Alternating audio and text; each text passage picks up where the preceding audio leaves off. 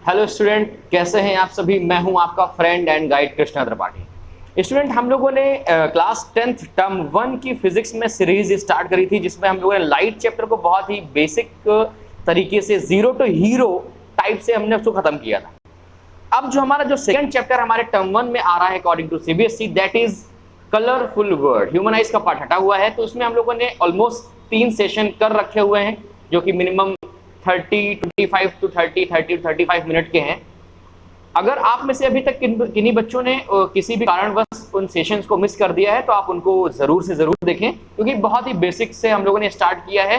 कुछ पार्ट हमने like roots and cone cell, है ना, इस तरह के छोटे छोटे टर्मोलॉजी हम लोगों ने बेसिक क्लासेस में डिस्कस करी थी, क्योंकि एमसीक्यू पैटर्न है, पता नहीं कहां से आ जाए। कलरफुल वर्ड हम लोग शुरू किया था अपने लास्ट सेशन से, ठीक है, जिसमें हमने क्या क्या डिस्कस कर लिया था। डिस्पर्जन डिस्कस कर लिया था, refraction through the glass prism discuss कर लिया था, है ना, कॉज ऑफ डिस्पर्जन हम लोगों ने डिस्कस कर लिया था, मैनी मोर, राइट।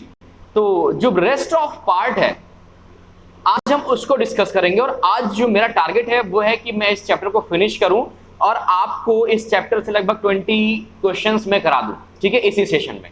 तो आइए फटाफट टाइम को वेस्ट करते ना हुए हम लोग आज का सेशन स्टार्ट करते हैं। That is part number 4, the colourful world, class 10 CBSE term 1। तो तैयारी टर्म 1 की, तैयारी जीत की, राइट। तो चलो भाई शुरुआत करते हैं।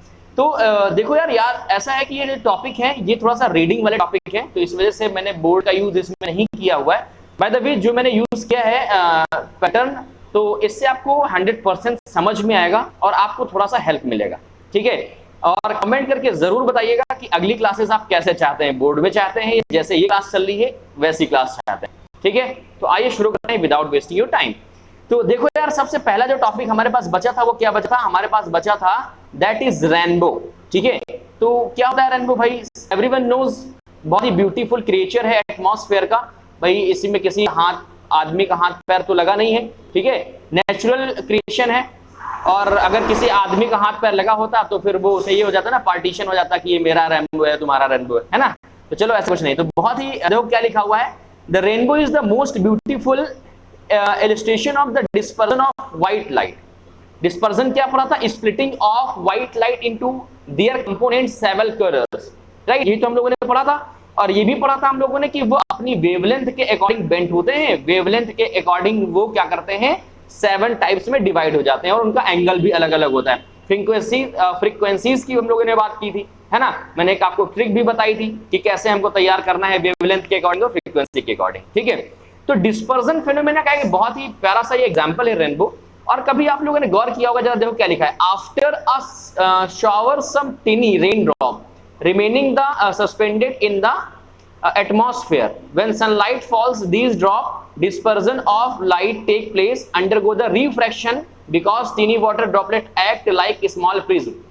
क्या मतलब हुआ यार, जब पानी बरसता है ना, जब पानी बरसता है तो एटमॉस्फेयर में छोटे छोटे वाटर के टिनी ड्रॉपलेट रह जाते हैं, ठीक है, छोटे छोटे पार्टिकल।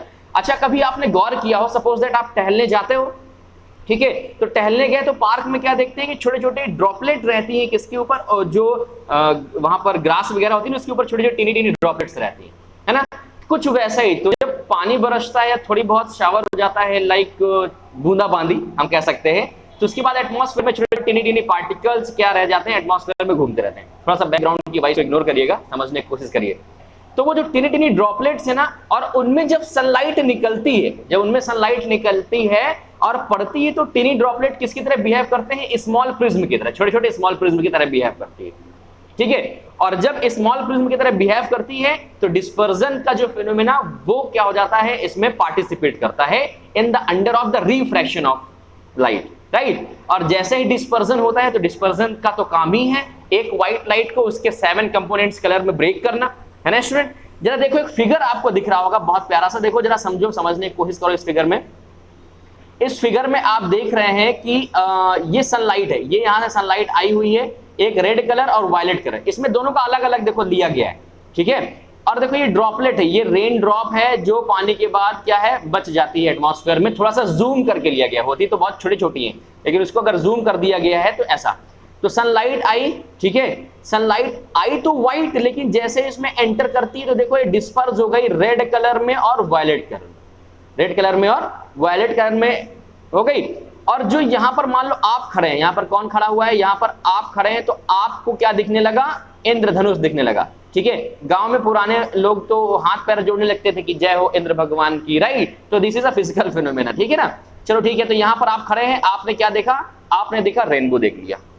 तो रेनबो अगर पूछा जाए कि किसका एग्जांपल है, तो that is a dispersion of white light. अगर डिस्पर्जन नहीं दिया रहता तो फिर दिया रहेगा रिफ्रैक्शन ऑफ लाइट। तो रेनबो इसका एग्जांपल। कैसे फॉर्म होता है, मैंने आपको बताया कि टीनी ड्रॉपलेट्स प्रिज्म की तरह बिहेव करती हैं, एंटर उनमें लाइट करती है तो वो क्या हो जाती है, डिस्पर्स हो जाती है। और स्टूडेंट आपने गौर किया कि अगर सन, मान लो सपोज दैट, ये मैं यहां पर लिख रहा हूं, देखिए मान लो यहां पर जैसे सन है ये, ठीक है, तो ये है हमारे पास सन, ठीक है ना। अभी जो सन है, तो यार कभी रेनबो कभी सन के ऊपर बनते हुए दिखाई दिया क्या आपको? नहीं दिखाई दिया होगा। क्यों? क्योंकि देखो लाइट यहां से गई, ड्रॉपलेट में पड़ी और फिर ऐसे फॉर्मेट हुआ रेनबो का। आई बात समझ में? तो ऑलवेज जो रेनबो होता है ना, वो रेनबो क्या होता है, वो opposite to the direction of sun होता है। ध्यान रखिएगा, देखो लिखा हुआ है a rainbow is always formed in a direction opposite to the sun, therefore the observer can see the rainbow only when his back is towards the sun। ठीक है, क्योंकि सन के अपोजिट होगा, मतलब बैक साइड जब उसकी सन की तरफ होगी तभी वो रेनबो देख पाएगा। भाई सन की तरफ कैसे बन सकता है, पॉसिबल ही नहीं है। मैंने आपको बताया इधर से लाइट आएगी, ड्रॉपलेट में पड़ेगी, यहां पर फॉर्म होगा। ठीक है, चलो देखो और कुछ लिखा हुआ है क्या। Yes, the inner arc of the violet colour and the outermost arc is red colour as so in the figure. वो सातों कलर नहीं दिखाए गए, इसमें सिर्फ 2 कलर से ही काम चलाया गया। स्टूडेंट कभी आपने गौर किया कि जो रेनबो में आपको 7 के 7 कलर नहीं दिखते हैं? तो इसके बारे में हम लोगों ने जो लास्ट सेशन लिया था, फ्रीक्वेंसीज ऑफ वेवलेंथ, कि कौन सा लाइट हमें ज्यादा दिखता है, कौन सा ज्यादा स्कैटर होता है, ठीक है ना, कौन सा कम स्कैटर होता है, कौन जल्दी पहुंचता है, कौन देर पहुंचता है। तो इसके बारे में हम लोगों ने लास्ट सेशन में डिस्कस किया हुआ है ऑलरेडी, राइट। जैसे कि अगर मैं बात करूं विबग्योर की, किसकी बात करूं, विबग्योर की अगर बात करूं, 7 कलर कंपोनेंट होते हैं, V I B, G Y O and R, है ना। तो रेड की जो वेवलेंथ होती है वो सबसे ज्यादा होती है, मतलब कि रेड की जो वेवलेंथ होगी वो ग्रेटर देन होगी किससे, वायलेट की वेवलेंथ की, है ना। और अगर मैं बात करूं कि फ्रीक्वेंसी की बात करूं, तो वायलेट की जो फ्रीक्वेंसी होगी ना, HZ, वो किससी होगी, वो ग्रेटर देन होगी रेड की फ्रीक्वेंसी से। किससे ग्रेटर देन होगी, रेड की फ्रीक्वेंसी से ग्रेटर देन होगी। ठीक है ना। तो आपको समझ में आ रहा है, नहीं समझ में आ रहा है, अभी आगे स्कैटरिंग में पढ़ाऊंगा तो समझ आऊंगा आपको अच्छे से। ठीक है, तो आई होप ये रेनबो वाला जो पार्ट था वो आपको समझ में आ गया होगा। यस और नो, 100% है स्टूडेंट। चलो भाई, तो आगे मूव करते हैं अपने सेकेंड टॉपिक की तरफ, दैट इज एटमॉस्फेरिक रिफ्रैक्शन, और इससे एमसीक्यू बनने की पॉसिबिलिटीज हैं। तो क्या होता है एटमॉस्फेरिक रिफ्रैक्शन, पहले थोड़ा सा समझो एटमॉस्फेरिक रिफ्रैक्शन होता क्या एक्चुअली में। देखो क्या लिखा हुआ है, लिखा हुआ है the cooler air layer of the atmosphere has high optical density. जो एयर होती है, जो ठंडी हवा होती है, तो उसमें क्या होती है, ऑप्टिकली वो ज्यादा डेंस होता है। तो पहले ये समझ लो ऐसा क्यों होता है। देखो डेंसर मीडियम में कभी वो देखा ना, कन्वेक्शन देखा है, कन्वेक्शन फिनोमेना, चाय बनती है तो चाय में क्या होता है, जो हैवी पार्टिकल्स होते हैं वो मूव डाउनवर्ड, एंड जो लाइटर पार्टिकल होते हैं ड्यू टू हीट वो क्या हो जाते हैं, वो ऊपर की तरफ मूव करते हैं, है ना। हल्के पार्टिकल ऊपर की तरफ मूव करते हैं और जो भारी होते हैं नीचे तरफ गिरते हैं। तो ऐसा क्यों होता है, भारी है तो नीचे की तरफ क्यों, क्योंकि उनकी जो है डेंसिटी ज्यादा होती है, और डेंसिटी ज्यादा का मतलब कि रिफ्रैक्टिव इंडेक्स ज्यादा होता है as to the comparison of light chapter, अगर हम इस पूरे फेनोमेना को देखें तो, है ना। तो इसीलिए कह रहा है जो ठंडी हवाएं होती है ना, तो उनकी जो डेंसिटी क्या होती है, वो ज्यादा होती है in the comparison of hot air, है ना। ओके चलो भाई, इतनी बात समझ में आ गई। तो क्या कह रहा है, behave as optically denser medium, the hotter air atmosphere somewhat lower optical denser, जिसकी डेंसर डेंसिटी क्या होती है, कम होती है, जो हॉट होती है, ठीक है ना, हॉट एयर की बात कर रहा हूं मैं।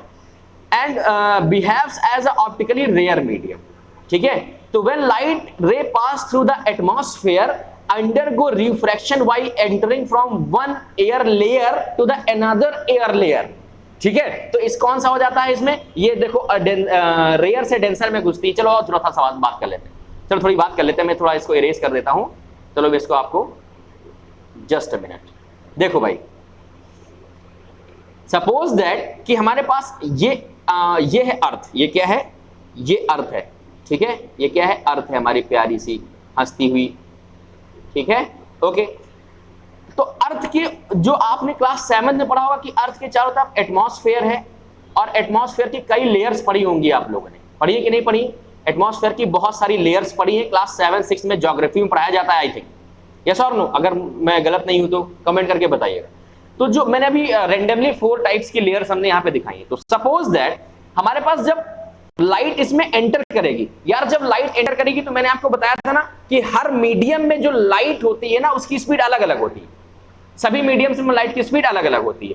तो लाइट जब इसमें एंटर करेगी तो सपोज दैट ये हॉट एयर है, सपोज दैट हॉट एयर है, तो ये रेयर की तरह बिहेव करेगी ना, रेयर मीडियम की तरह।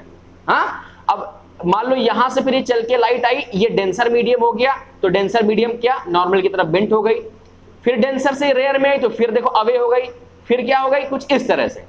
तो जैसे ही लाइट रे कहां से स्पेस से एंटर करती है हमारे एटमॉस्फेयर में, तो एटमॉस्फेयर की बहुत सारी लेयर्स होती हैं और उन बहुत सारी लेयर्स की अलग अलग डेंसिटी होती है। कोई ऑप्टिकली रेयर की तरह बिहेव करता है, कोई ऑप्टिकली डेंसर की तरह बिहेव करता है। तो रिफ्रैक्शन फिनोमेना क्या होता है, स्टार्ट हो जाता है। क्या होता है refraction? We already know about refraction, that is when light enter one medium another medium it change its path. तो अगर अपना रास्ता चेंज कर रही है तो इसमें रिफ्रैक्शन फेस होगा। किसकी वजह से ये रिफ्रैक्शन हमें फेस करना पड़ा या दिख रहा है हमें? एटमॉस्फेयर की वजह से। तो इस तरह के रिफ्रैक्शन फिनोमेना को क्या बोलेंगे? एटमॉस्फेरिक रिफ्रैक्शन बोलेंगे। बताओ कौन सा इसमें रॉकेट साइंस से, बताओ समझ में आया कि नहीं आया? आया? ठीक है भाई, तो ये तो आ गया एटमॉस्फेरिक रिफ्रैक्शन, समझ में आ गया है ना। अब देखो हमें लेबोरेटरी से कोई मतलब नहीं है, एटमॉस्फेरिक रिफ्रैक्शन के हम लोग कुछ एग्जांपल देख लेते हैं कि ऐसा क्यों होता है, ठीक है ना। चलो भाई एटमॉस्फेरिक रिफ्रैक्शन के एग्जांपल देख लो।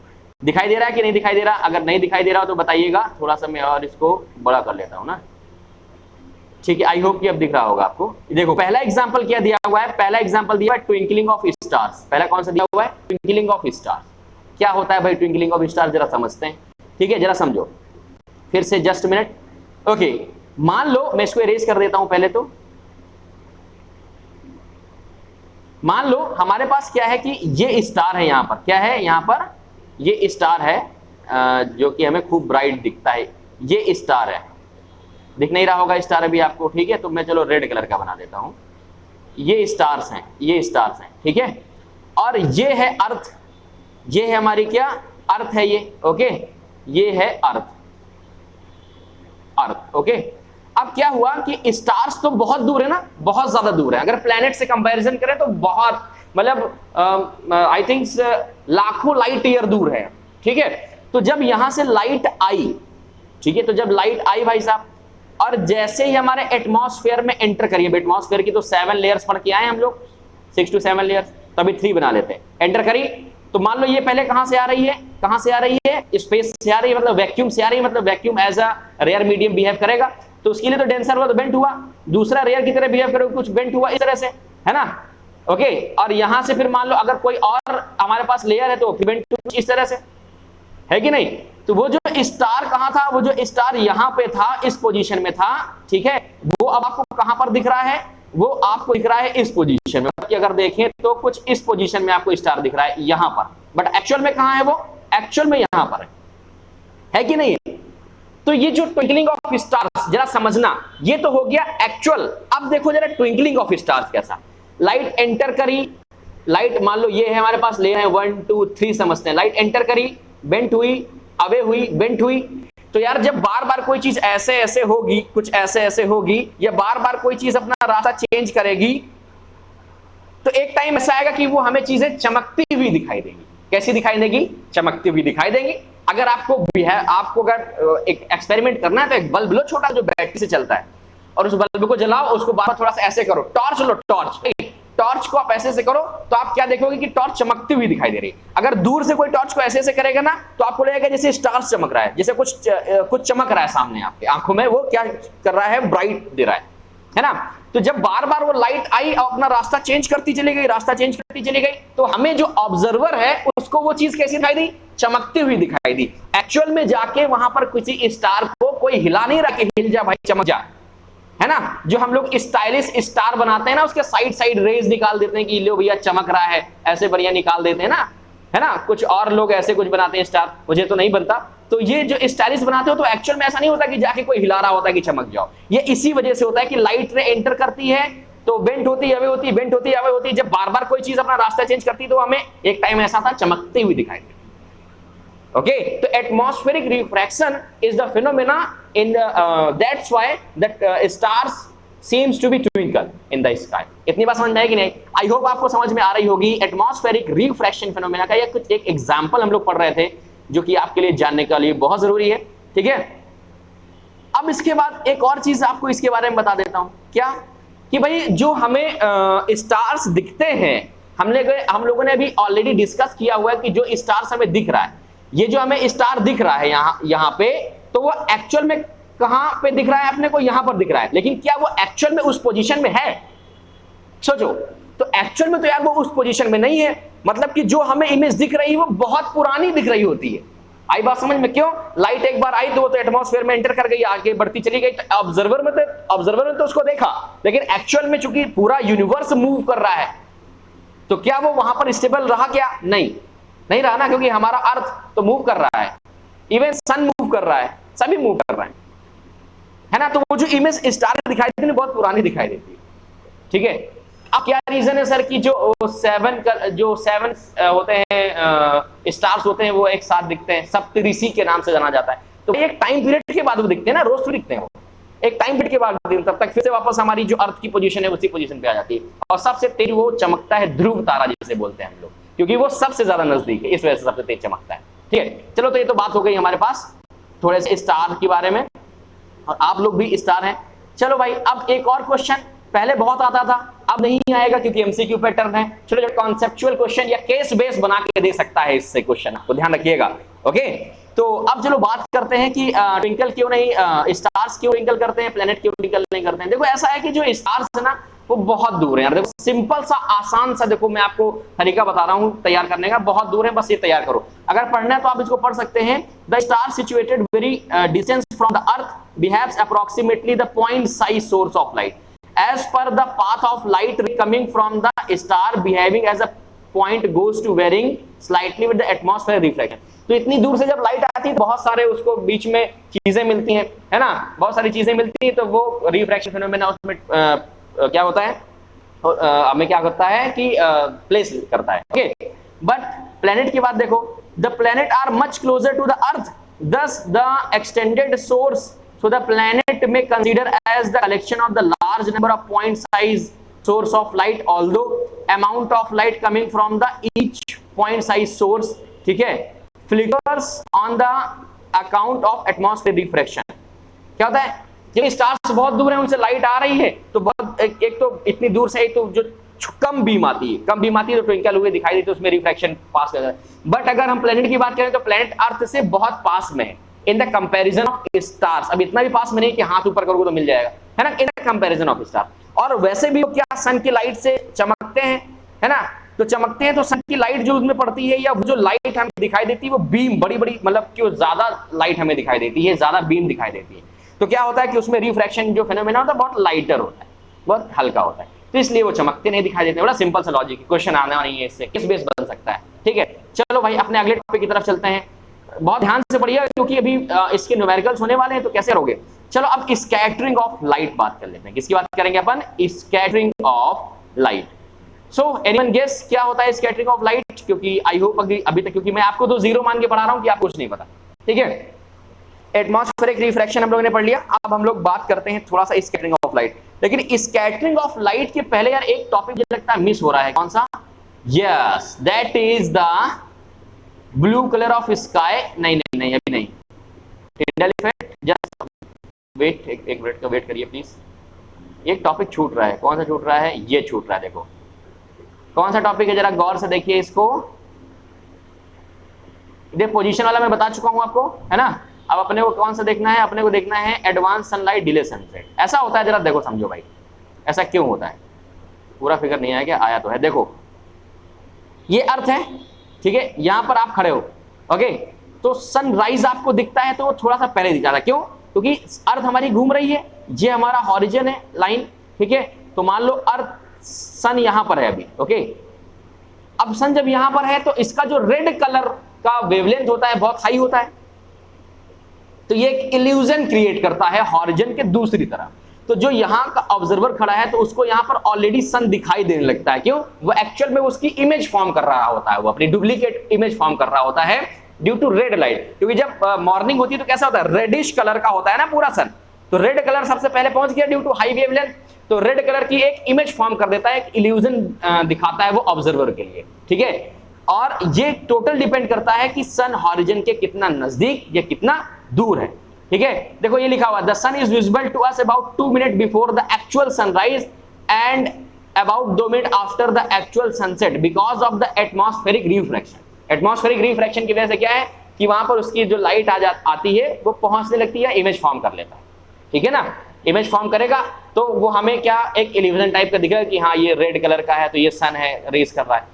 तो ये होता है एडवांस सनराइज और डिले सनसेट। अगर आप में से किसी बच्चे को कुछ डाउट होता है तो आप क्या करेंगे कि आप कमेंट हमें कर देंगे, तो मैं स्पेशली एडवांस सनराइज और डिले सनसेट और रेनबो का एक्चुअल फॉर्मेशन आपको बताऊंगा। ठीक है, अभी जो आपके कोर्स में है उतना ही हम लोग पढ़ेंगे। ठीक है ना, चलो अब बात करते हैं स्कैटरिंग ऑफ लाइट। क्या होता है भाई स्कैटरिंग ऑफ लाइट? जरा देखो क्या लिखा हुआ है, लिखा हुआ है जरा यहां से पढ़ते चलिए मेरे साथ। लिखा हुआ है, जस्ट 1 मिनट, हाँ लिखा हुआ है, scattering of light is the process due to which light gets deflected and diffused all over as the result of interplay with the tiny matter particles which cause the scattering of light is known as scatter particle। जरा समझने की कोशिश करिए भाई ये क्या कह रहा है। ठीक है, चलो फिर से अपने वहीं पहले पेज में चलते हैं तो आपको ये समझ में थोड़ा सा जल्दी है, ज़्यादा अच्छे से आएगा। ठीक है, चलो भाई थोड़ी सी आर्ट मेरी गंदी है तो थोड़ा समझने की कोशिश करना। देखो सपोज दैट ये हमारे पास क्या है, सन है, ये क्या है हमारे पास, ये सन है। ओके, और ये हमारे पास उसकी लाइट आ रही है, बीम आ रही है, लाइट की बीम्स आ रही हैं। ठीक है, अब यार क्या होता है, जो हमारा एटमॉस्फेयर है, जो हमारे पास एटमॉस्फेयर है, उस एटमॉस्फेयर में बहुत सारे dust particle, tiny tiny particles होते हैं। तो सपोज दैट मैं इसको जूम कर लेता हूँ, ये हमारे पास एक पार्टिकल है और इसमें लाइट क्या करेगी, स्ट्राइक करती है। इसमें लाइट का कोई एक रे क्या करता है, स्ट्राइक करता है। ठीक है, तो जैसे ही स्ट्राइक करेगा तो लाइट क्या हो जाएगी, बाउंस बैक हो जाएगी। ठीक है, या मान लो दूसरा पार्टिकल है उसमें स्ट्राइक करेगा तो हो सकता है इस तरह से कुछ निकल जाए। तो जो लाइट रे सीधी आ रही थी तो due to small tiny particles उनमें रिफ्लेक्शन फिनोमेना पार्ट लेता है, जिससे लाइट क्या हो जाती है कि वो बाउंस बैक होने लगती है, फैलने लगती है चारों तरफ। ठीक है, तो जब फैलने लगी तो इसी फिनोमेना को हम क्या बोलते हैं, स्कैटरिंग ऑफ लाइट। सबसे आसान भाषा में ये तो लिखा हुआ है, लिखा हुआ the process due to which light get deflected on the diffuse of over the result of tiny particles. Dust tiny particle, कोई भी टीनी पार्टिकल, छोटे छोटे पार्टिकल में डिफ्यूज होने लगती है, मतलब टूटने लगती है, ब्रेक होने लगती है, मतलब कि टकरा करके बाउंस बैक होकर दूसरी तरफ जाने लगती है। और due to scattering of light हम लोग एक दूसरे को देख पा रहे हैं। आप कहोगे सर आपने तो कहा था रिफ्लेक्शन, तो यस, तो स्कैटरिंग में क्या हो रहा है यार, रिफ्लेक्शन ही तो हो रहा है, 80% रिफ्लेक्शन हो रहा है, बाकी के सारे फिनोमेना। ठीक है ना, तो आई होप आपको ये समझ में आया होगा कि नहीं होगा कि what is the scattering of light. ठीक है, अब यार ये जो पार्टिकल है ना, ये जो पार्टिकल है हमारे पास, ये पार्टिकल को क्या बोलते हैं हम लोग, इस पार्टिकल को बोलेंगे, क्या बोलेंगे भाई, स्कैटर पार्टिकल। क्या बोलेंगे, स्कैटर पार्टिकल। होप आपको समझ में आ रहा होगा। स्टूडेंट अगर समझ में नहीं आ रहा होगा तो बताइएगा, लेकिन इसमें कुछ इतना ज्यादा खास है नहीं, मैं आपको सारी चीजें 1 बाय 1 इसे क्लियर कराते हुए चल रहा हूं कि अगर आपने वीडियो मन से देख लिया है तो ये समझ लीजिए कि इसके एमसीक्यू ना केस बेस कुछ नहीं रुकने वाला है कहीं पर भी। ठीक है, अब स्कैटरिंग के बाद आते हैं टिंडल इफेक्ट। तो टिंडल इफेक्ट को जरा ध्यान से पढ़िएगा, पहले तो समझिए मेरी बात को, फिर इसके बाद टिंडल इफेक्ट पढ़िएगा, पहले समझो। यार मैं तुमसे कह रहा हूं कि मान लो कभी आपने गौर ना किया हो बट मैंने किया है, जब हम लोग घर में बैठे रहते हैं तो क्या करते हैं, हम लोग देखते हैं कि अगर दिन का टाइम है तो कहीं से भी खिड़की का अगर छोटा सा एक होल होता है ना, छेद होता है, तो वहां से लाइट की एक बीम दिख रही होती है, अपने को आती हुई बीम दिख रही होती है ना। अच्छा कभी चिड़ियाघर वगैरह गए हो या कहीं घूमने गए हो किसी सफारी, लैंड सफारी वगैरह में, तो आपने क्या देखा होगा, बहुत सारे जंगल होते हैं ना, जंगल के बीच में कभी कैंप वैम्प लगाओ तो क्या देखो कि जो सन की जो रेज है, जो बीम ऑफ लाइट है ना, वो पत्तों के बीच से छन छन के आ रही है। छन छन का मतलब वो पायलों की छन छन वाला नहीं, छन का मतलब, अरे यार छन का मतलब छोड़ो, पत्तियों के बीच से आ रही है एक बीम, आपको स्पेशल लगेगा, मतलब पूरे पेड़ के नीचे छाया होगी और कुछ छोटे छोटे बीम्स आ रही होंगी लाइट की, है ना। इतनी बात समझ में कि नहीं आई? ओके, तो जब वो बीम्स आ रही होती है ना, तो उसमें आपने क्या गौर किया, कुछ गौर किया है क्या, बताओ, अगर कुछ गौर किया हो तो बताओ भाई। हाँ, नहीं गौर किया? चलो मैं बताता हूं। आपने अब गौर करके सोचिएगा, देखिएगा कि जो कमरे के अंदर से बीम आ रही थी, जब मैं कंपेयरिंग करने गया था, तो जो बीम आ रही थी पत्तों के बीच से, तो मैंने उसमें देखा कि बहुत सारे डस्ट पार्टिकल इधर उधर मूव कर रहे हैं, बहुत सारे डस्ट पार्टिकल इधर उधर मूव कर रहे हैं। कंक्लूजन क्या निकला, मैं क्या समझाने की कोशिश कर रहा हूं? यार ये बताओ, कमरे में जो बीम आ रही थी, उस बीम की वजह से कमरे में भले ही बहुत सफेद नहीं था कि चलो सब कुछ क्लियर दिख रहा है, लेकिन कुछ ना कुछ तो लाइट थी। आपको ये अगल बगल की चीजें दिख रही थी उस बीम की वजह से। अगर आप बंद कर दोगे तो उतना भी दिखना बंद हो जाएगा। तो जो बीम की वजह से दिख रही थी, तो ऐसा क्या हो गया, बीम तो एक ही जगह पड़ रही है ना, बीम आई एक जगह पड़ी, लेकिन लाइट तो थोड़ी थोड़ी पूरे कमरे में है, कहां से आ गई वो? हाँ, तो वो कहां से आई? जो बीम ऑफ लाइट है उसमें देखो छोटे छोटे जो पार्टिकल मूव कर रहे थे, छोटे छोटे पार्टिकल, ये केमिस्ट्री भी आपने पढ़ा होगा, टिंडल इफेक्ट पढ़ा ना। तो जो छोटे छोटे पार्टिकल मूव कर रहे थे, उन पार्टिकल में लाइट की जो बीम है उनमें से जो रेज हैं उनमें टकराई, और टकराने के बाद क्या हो गई? स्कैटर हो गई। टकराने के बाद स्कैटर हो गई।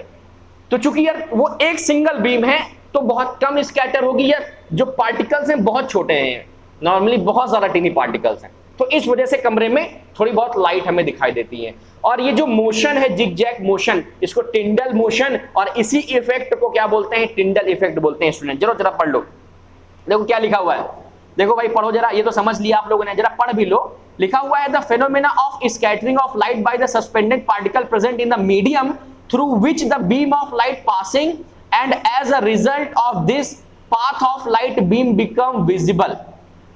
किसकी वजह से विजिबल हो रहा है लाइट का पाथ? जो पार्टिकल्स है ना, उनसे जो टकरा के लाइट इधर उधर जा रही है ना, इसकी वजह से लाइट का जो पाथ है विजिबल हो रहा है, and is known as the Tyndall effect, और इसी को हम लोग क्या बोलते हैं? टिंडल इफेक्ट बोलते हैं। होप स्टूडेंट क्लियर हो गया होगा, ठीक है। देखो पॉइंट 1 पढ़ लो जरा, क्या लिखा हुआ है? अब path of beam light passing through a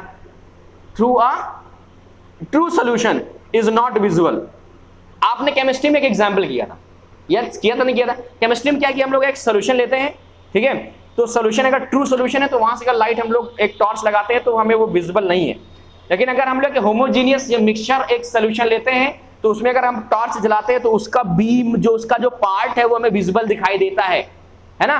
तो जो टिनी पार्टिकल का जिगजैग मोशन है, इसकी वजह से वो पाथ हमें विजिबल दिखाई देता है, और ये इफेक्ट क्या कहलाता है? टिंडल इफेक्ट कहलाता है। आई होप स्टूडेंट क्लियर हो गया होगा, यस और no?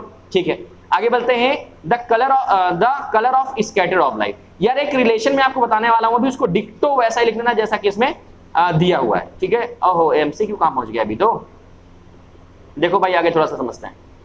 The colour of scattered light, देखो क्या लिखा हुआ है? लिखा है the colour of scattered light depend on the size of scattering particle.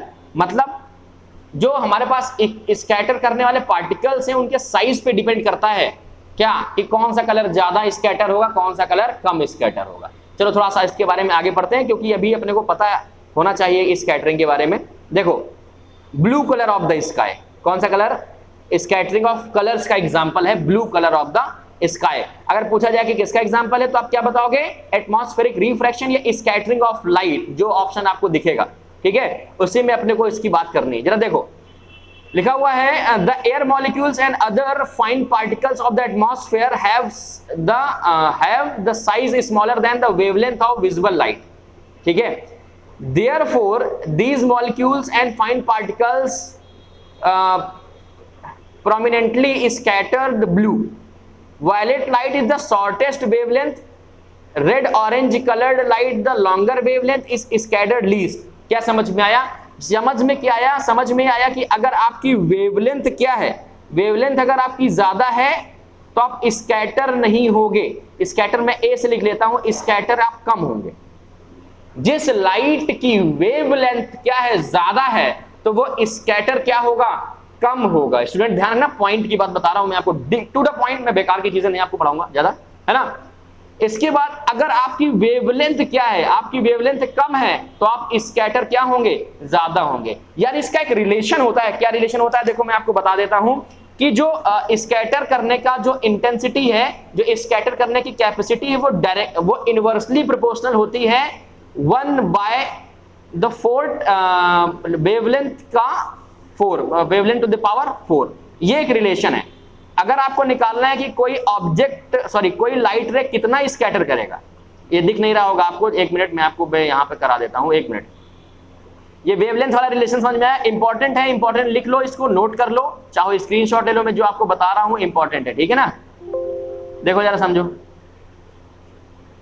मैं आपको रिलेशन क्या बता रहा हूं कि जैसे मान लो हमारे पास वेवलेंथ है, स्कैटर है, scattering of light is inversely proportional to the lambda to the power 4, मतलब वेवलेंथ की पावर 4 पे क्या करता है, ये डिपेंड करता है। आई बात, ये एक डायरेक्ट रिलेशन है।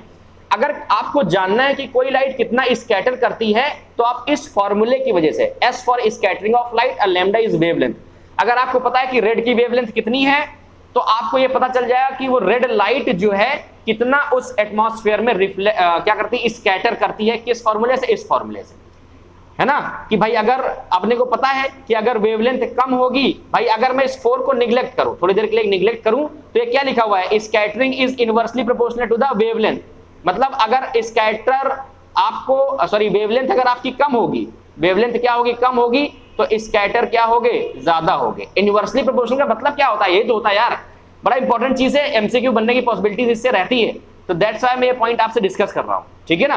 तो आई होप आपको समझ में आ गया होगा। चलो ठीक है, देखो अब थोड़ा सा और आगे बात कर लेते हैं। क्या बात कर लेते हैं भाई?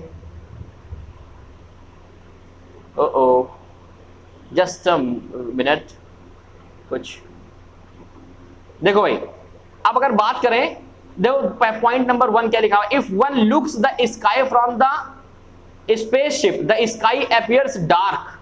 ध्यान देना, अगर कोई स्पेसशिप से देखता है तो कैसा दिखाई देता है वो, उसके लिए जो स्काई है वो डार्क दिखाई देगा, ब्लैक दिखाई देगा। क्यों?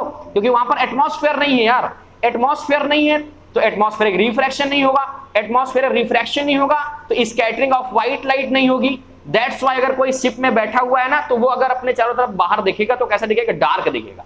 आपने मूवीज में देखा भी होगा, बहुत सारी मूवीज आती हैं स्पेस से रिलेटेड, ठीक है। चलो भाई दूसरे पार्ट की बात कर देते हैं। water in lakes and ocean when we see from the distance appears to be blue color on the according scattering of blue light by the water molecules। क्या समझ में आया? समझ में ये आया कि अगर स्पेस से हम नीचे देखते हैं तो जो अर्थ है ब्लू दिखाई देती है। क्यों? क्योंकि नीचे एटमॉस्फेयर है ना, वो तो कर रहा है लाइट को स्कैटर, और कौन, वाटर मॉलिक्यूल सबसे ज्यादा किसको कर रहा है, ब्लू को कर रहा है, दैट्स व्हाई ब्लू दिखाई देता है। भाई वायलेट करेगा दिखेगा नहीं, है ना। चलो ठीक है, इतनी बात समझ में आ गई। अब हम लोग बात करते हैं reading of the sun at sunrise and sunset. तो क्या आपको रीड करना है, मैं आपको बताता हूं ना, सॉरी लिखा हुआ है रेडिंग ऑफ द सनलाइट। जरा समझो, मैं आपको समझाता हूं क्या है ये। भाई हम लोग क्या देखते हैं, हम लोग देखते हैं कि जो सन है सनराइज के समय रेड होता है। क्यों? वेवलेंथ ज्यादा है रेड कलर की, तो पहले आ गई, है ना, ज्यादा है ना। और जब सनसेट होता है तो भी रेड दिखता है। मान लो सारी लाइट तो चलो स्कैटर होना खत्म हो गई, लेकिन रेड उस समय सबसे ज्यादा स्कैटर हो रहा है, रेड हमें दिखाई दे रहा है, ठीक है। तो सनराइज और सनसेट के समय पहली चीज तो क्या है कि हमारी अर्थ से जो सन होता है वो बहुत दूर होता है। पॉइंट नंबर 1 ध्यान रखना, बाकी तो सब मजाक था। पॉइंट नंबर 1 क्यों रेड दिखता है कि जो सन होता है वो सनराइज सनसेट के समय अर्थ से दूर रहता है, और अर्थ से दूर रहता है तो इसका मतलब कि जो जिसकी वेवलेंथ ज्यादा होगी लाइट की वही आ पाएगी अर्थ तक। तो रेड की वेवलेंथ ज्यादा होती है तो वही आ पाती है अर्थ तक हमें, इसलिए हमें सनराइज और सनसेट कैसा दिखाई देता है, रेड दिखाई देता है। वेरएज अगर बात करें थोड़ा सा, जब सनराइज के समय देखो ना तो पहले रेड होता है, फिर हल्का सा येलो होता है, फिर वो व्हाइट में चेंज होना शुरू होता है ना। आप देखना एक दिन बैठ के उसको देखना भाई, ऑब्जर्व करना, है ना। फिर जब वो एकदम मिड में होता है, मतलब अर्थ के जस्ट हॉरिजन में एकदम परपेंडिकुलर होता है, तो कैसा दिखता है, व्हाइट दिखता है। क्यों? क्योंकि उस समय सन अर्थ से सबसे नजदीक में होता है, और सबसे नजदीक होने की वजह से वो पूरी की पूरी बीम उसको क्या करती है, सारी की सारी लाइट जो होती है वो एक साथ अर्थ में पड़ती है, इसलिए वो कैसा दिखता है, व्हाइट दिखता है, ज्यादा हॉट दिखता है ना। चलो ठीक है, आई होप समझ में आ गया होगा। आप चाहे तो इसको रीड कर सकते हैं, स्क्रीनशॉट ले लीजिए, कुछ है नहीं। चलो आई होप कि ये आपको पॉइंट्स समझ में आ गए होंगे स्टूडेंट्स। अब हम लोग बात करेंगे किसकी तरफ, थोड़ा सा एमसीक्यू की डिस्कशन की तरफ चलते हैं। चलो आप देखते हैं, तो जो हमारे सिलेबस में है बस वही एमसीक्यू डिस्कस करेंगे, ठीक है। चलो शुरू करते हैं, ओके ठीक है। सॉरी देखो भाई, आपको पहला क्वेश्चन आई होप दिख रहा होगा। क्या दिख रहा होगा पहले क्वेश्चन? आपको पहला क्वेश्चन दिख रहा है कि व्हेन लाइट रे enter the I most of the reflection occurs at the reflection लिखा हुआ है। कह रहा है कि जो लाइट है वो जब एंटर करती है हमारी आंखों में तो मोस्ट ऑफ जो रिफ्रैक्शन है, ये तो लिखा हुआ है, yes, most of refraction occurs in, तो जो अधिकतर जो रिफ्लेक्शन होता है वो कहां पे होता है बताओ भाई? तो ये हो जाता है सब, इसका ऑप्शन जो करेक्ट होगा वो होगा outer surface of the cornea. ठीक है, जब लाइट हमारे में एंटर करती है तो मोस्ट ऑफ जो रिफ्लेक्शन फिनोमेना, क्यों, जो आंखों में इमेज बनता है वो रिफ्लेक्शन रिफ्रैक्शन दोनों फिनोमेना होते हैं, है ना, ये हम लोगों ने डिस्कस किया था ऑलरेडी। तो जो मोस्ट ऑफ रिफ्लेक्शन फिनोमेना होता है वो कहां हो जाता है हमारे पास? Outer surface of the cornea. तो पहले का कौन सा ऑप्शन हो जाएगा? बी सही हो जाएगा। ठीक है, दूसरा जो क्वेश्चन है वो क्या कह रहा है? दूसरा क्वेश्चन कह रहा है the human eyes forms the image of the object situated in front of it at its iris, pupil, retina, blind spot। तो बताओ भाई, जो अगर जो हमारी आंख होती है वो कहां पर बनाती है इमेज को? हाँ, रेटिना पे बनाती है। रेटिना को स्क्रीन कहा जाता है या नहीं कहा जाता? तो उसको बोलते हैं हम लोग स्क्रीन ऑफ द आई। फिर क्या है भाई? फिर देखो जरा, ये ह्यूमन आई से रिलेटेड है, वो देख लेना आप लोग। ओके, जरा क्वेश्चन नंबर आते हैं, चलो सब कर लेते हैं ना। The amount of the light entering the eye is controlled by, जो हमारे आंखों में लाइट आती है वो किसके द्वारा कंट्रोल की जाती है? मुझे चलो इसका आंसर बताओ क्या होगा, बताइए भाई। तो आपको पता है किसके द्वारा कंट्रोल की जाती है? That is focal length of I, sorry कहाँ है, दैट इज नहीं, सिलेरी वेसल्स होना चाहिए। क्या था इसका आंसर? नहीं, कॉर्निया। क्या होगा? कॉर्निया हो जाएगा, जो हम लोग ऑलरेडी डिस्कस कर चुके हैं। ठीक है, सॉरी फॉर कंफ्यूजन, थोड़ा कंफ्यूज हो गया था, जस्ट अ मिनट। चलो भाई अगली बात कर लेते हैं। लिखा है the focal length of the eye lens increase when eye muscles. तो हम लोग अपनी आंखों की जो हमारी फोकल लेंथ है वो हम कैसे इंक्रीज करते हैं? कोई बता सकता है मुझे? तो यस, मुझे पता है कि अगर हम लोग क्या करें, जब हम लोग रिलैक्स करते हैं अपनी आंखों को तो जो हमारी लेंस है वो क्या हो जाता है? थिक हो जाता है। ठीक है, थिक हो जाता है, और थिक होने की वजह से जो उसकी फोकल लेंथ क्या हो जाती है? इंक्रीज हो जाती है। तो इस 4 क्वेश्चन का जो आंसर होगा वो कौन सा होगा? सी होगा। आपको किसी क्वेश्चन में डाउट होता है तो आप हमारे व्हाट्सएप ग्रुप में जुड़ सकते हैं, जिसका लिंक डिस्क्रिप्शन में दिया हुआ है, और हम लोग ऑलरेडी वहां पर बहुत सारे क्वेश्चन डिस्कस करते रहते हैं। ठीक है, आप जैसे बहुत सारे बच्चे उसमें ऑलरेडी जुड़ चुके हैं, तो आपको भी देर ना हो, फ्री ऑफ कॉस्ट से, कोई चार्ज नहीं, उसमें जुड़िए और क्या करिए, अपने डाउट्स 24/7 किसी भी टाइम किसी भी सब्जेक्ट का पूछते रहिए।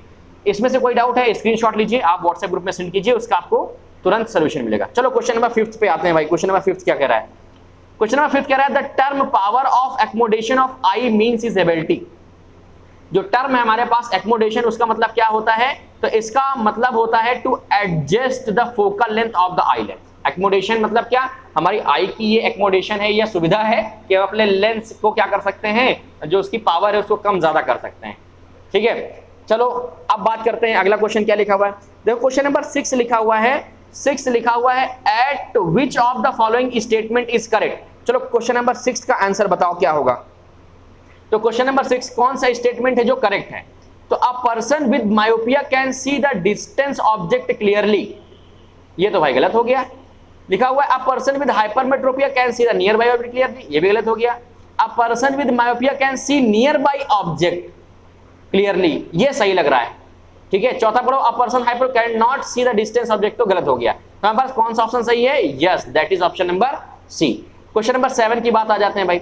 लिखा हुआ है a person can not see distinctly object की बियॉन्ड 2 मीटर। ठीक है, the defect of can be corrected by using lens of the power. 2 metre की जो डिस्टेंस है, ओके, कहां लिखा हुआ है? A person can not see distinctly object keep at beyond 2 metre. 2 metre के बियॉन्ड अगर रखा जाए ऑब्जेक्ट तो नहीं देख सकता है। ठीक है, तो अब इसमें आप कैसे निकालोगे भाई? क्या निकालना है? पावर निकालना है। तो पावर क्या होता है? पावर होता है हमारे लिए, मैंने आपको बताया था, power is equal to 1 by focal length, है ना। तो फोकल लेंथ निकालना पड़ेगा सबसे पहले तो इसके लिए। तो पहले देखो कौन सा इसमें डिफेक्ट लगेगा, पहले तो ये समझो ना यार। तो इसके लिए जो करेक्ट ऑप्शन होगा वो होगा हमारे पास, मेरे ख्याल से इसको मायोपिया है, क्योंकि 2 मीटर के बियॉन्ड है ना। तो इसका जो ऑप्शन हो जाएगा बी। अपन मायोपिया के लिए अपन लोग क्या करके आए हैं कि यू की वैल्यू क्या लेते हैं और वी की वैल्यू क्या लेते हैं, ये हम लोग पढ़ के आए हैं। तो वी और यू की वैल्यू की हेल्प से क्या करेंगे आप? फोकल लेंथ निकाल लेंगे। जस्ट मिनट, फोकल लेंथ निकाल लोगे, और जब फोकल लेंथ आप निकाल लोगे तो फोकल लेंथ इसकी में फॉर्मूला दोगे पावर में, तो क्या हो जाएगा, इसमें आंसर आएगा। देखो सोल्यूशन नहीं कराऊंगा, सोल्यूशन आपको करना है, ऑलरेडी हम लोग इसके बारे में चर्चा कर चुके हैं लेंथ टॉपिक में। इसके बाद क्या कह रहा है क्वेश्चन, इसके बाद क्वेश्चन कह रहा है, जस्ट अ मिनट, क्वेश्चन कह रहा है question number 8, the correct long sightedness defect of vision one must be. अगर आपको लॉन्ग साइटनेस का डिफेक्ट खत्म करना है तो आपको क्या पहनना पड़ेगा, तो आपको सबको पता है कि अगर लॉन्ग साइट खत्म करना है तो इसमें क्या पहनना पड़ेगा, दैट इज कॉन्वेक्स लेंस। परेशान नहीं हो गए, बहुत जल्दी हम लोग एक सीरीज शुरू करने वाले हैं एमसीक्यू क्वेश्चंस और किसकी, असर्शन रीजन क्वेश्चंस की, ठीक है ना। तो उस सीरीज में हम लोग बहुत सारे क्वेश्चन जो इंपॉर्टेंट होंगे, ठीक है, तरह तरह से हमारी टीम उनको लाने में कोशिश कर रही है, इकट्ठा कर रही है, क्योंकि जो जब सीरीज एक बार टेस्ट सीरीज स्टार्ट हो गई तो फिर वो बंद तो होगी नहीं, तो कंटिन्यू अपने को क्वेश्चन चाहिए, तो हम लोग अभी बस प्रिपरेशन कर रहे हैं, बहुत जल्द लॉन्च कर रहे हैं टर्म 1 सीबीएसई क्लास 9th एंड 10th रेगुलर टेस्ट सीरीज, जिसमें हम लोग सब्जेक्ट वाइज सीरीज और संडे संडे आपका थोड़ा सा entertainment like general awareness like quiz mania कराते हैं, ठीक है। अब क्वेश्चन नंबर 9 की बात कर लेते हैं। देखो क्वेश्चन नंबर 9 भी वैसा ही है, ठीक है, तो वो आप देखो देखो देखो समझो जरा, an eye specialist check the, ये देखो केस बेस हो गया क्वेश्चन, ये है केस बेस। देखो क्या लिखा है, कह रहा है an eye specialist check the Ambika's eyes and suggested her to use spectacles having power -1.25 dioptre. तो माइनस है तो समझ जाओ कि कौन सा मायोपिया होगा सबसे पहले, तो eye and -1.75 dioptre for right eye, तो मतलब दोनों में अलग अलग, ठीक है, पावर की eyes. The Ambika's is suffering from the defect vision termed as, तो बताओ इसका आंसर क्या हो जाएगा, दैट इज मायोपिया। देखो माइनस दिख रहा है ना यार, सीधी सी बात है, माइनस दिख गया तो मायोपिया है। तो देखो केस बेस हो गया, अंबिका को लेकर क्वेश्चन पूछ लिया आपसे। चलो आगे चलते हैं थोड़ा सा, है ना, क्वेश्चन ज्यादा हो गए क्या क्वेश्चन ज्यादा नहीं हो गया। देखो एक और क्वेश्चन दिया हुआ है, क्या दिया हुआ है क्वेश्चन जरा समझो भाई। क्वेश्चन दिया हुआ है, क्वेश्चन कह रहा है, जस्ट अ मिनट, क्वेश्चन कह रहा है, ये कर लेना, A student sitting on the last bench in his classroom, ऐसे क्वेश्चन पूछा जाएगा, can read the letters written in the blackboard but not able to read the letters which is the written in his textbook। मतलब कि जो पास की चीजें उसे नहीं दिखाई दे रही हैं, जो दूर ब्लैक बोर्ड में लिखा है वो हमें दिखाई दे रहा है, मतलब ऑपरेशन ब्लैक बोर्ड सक्सेसफुल है, बट जो पास का है ना ऑपरेशन टेक्स्ट बुक सक्सेसफुल नहीं है, तो उसकी आंखों में क्या प्रॉब्लम है। तो चलो इसका आंसर तो आई होप आप लोग को पता ही हो गया होगा। तो उसका नियर पॉइंट क्या है, ओहो प्रॉब्लम नहीं पूछ रहा है, देखो कितना घुमा क्वेश्चन पूछा है, कह रहा है the near point of his eyes has, एक मिनट है, रिसीडेड अवे, ठीक है, तो क्या होगा, जो उसका नियर पॉइंट है वो क्या हो जाएगा, दूर हो जाएगा। बस यही आंसर है भाई, सीधी सी बात है कि नहीं। क्यों, उसको कहाँ की दिख रही है, दूर की चीजें दिख रही है, पास की चीजें नहीं दिख रही है, लॉन्ग साइटनेस है उसको, ठीक है। चलो अब बात कर लेते हैं 11 नंबर क्वेश्चन क्या है। क्वेश्चन नंबर 11 कह रहा था splitting of white light into a band of 7 colours on passing through a glass prism is called. अरे यार किसको नहीं आता कि इस ग्लास प्रिज्म का स्कैटर होना क्या कहलाएगा, ये कहलाता है भाई साहब डिस्पर्जन ऑफ लाइट, ठीक, क्लियर है। क्वेश्चन नंबर 12 क्या कह रहा है, which of the following statement is correct regarding to the propagation of light different colours of the white light in the air. कौन सा स्टेटमेंट कलर है, आप कलरफुल वर्ड यहां से स्टार्ट है, कौन सा जो स्टेटमेंट है वो क्या है, करेक्ट है हमारे लिए। तो जरा समझो, रेड लाइट मूव फास्टेस्ट, क्यों भाई, ये तो आपको समझ में आना चाहिए, क्यों। Blue light moves faster than the green light, all the colours of white light move with the same speed. तो हमारे पास जो आंसर है वो कौन सा हो जाएगा, सी हो जाएगा। बहुत बच्चे क्या लगा के आएंगे, बहुत बच्चे रेड लगा के आ जाएंगे। क्यों रेड लगा के आ जाएंगे, क्योंकि सर ने बताया कि वेवलेंथ ज्यादा है तो जल्दी पहुंच जाता है ना, तो जल्दी पहुंच जाता है का मतलब कि वो उसकी जो इंटेंसिटी है वो ज्यादा है, ठीक है ना, दिखाई ज्यादा देगा। ऐसा थोड़ी कि लाइट आ रही है तो सिर्फ रेड रेड आ गया, बाकी के सारे वहीं रह गया सन के पास, ठीक है। जो लाइट के सातों कलर है वो चलेंगे तो साथ में, तो कंफ्यूज हो ना, बहुत प्यारा क्वेश्चन है, इंपॉर्टेंट लगा लीजिएगा। क्वेश्चन नंबर 13 की बात करते हैं, क्या कह रहा है, इसमें सी ऑप्शन करेक्ट होगा, सी, ठीक है, भूल नहीं जाना। एक मिनट यार,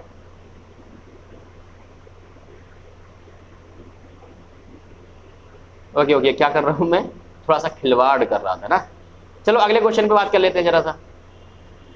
क्वेश्चन नंबर 13 क्या कह रहा है, क्वेश्चन नंबर 13 कह रहा है, देखो जरा पढ़ो क्या कह रहा है क्वेश्चन नंबर 13।